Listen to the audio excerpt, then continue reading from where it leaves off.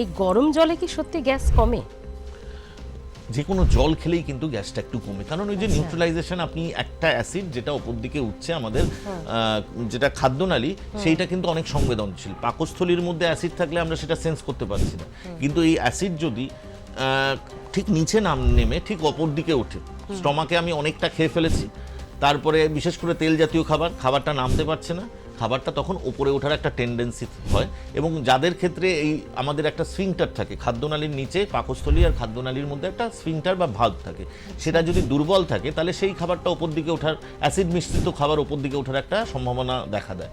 তো সেটা যখনই আমাদের খাদ্যনালীর সংস্পর্শে আসে, সেই আমাদের যে পর্দাটা আছে সেটা কিন্তু খুব সংবেদনশীল, সে তখন ব্যথা বা জ্বালা অনুভব করে।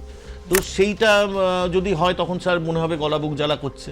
সুতরাং এইটা হচ্ছে যে আমরা এটাই হচ্ছে উপসর্গটা নিয়ে আমাদের কাছে আসে, এবং কতবার হচ্ছে বা কিভাবে হচ্ছে তার উপর আমরা কিন্তু ওষুধগুলো দিয়ে থাকি।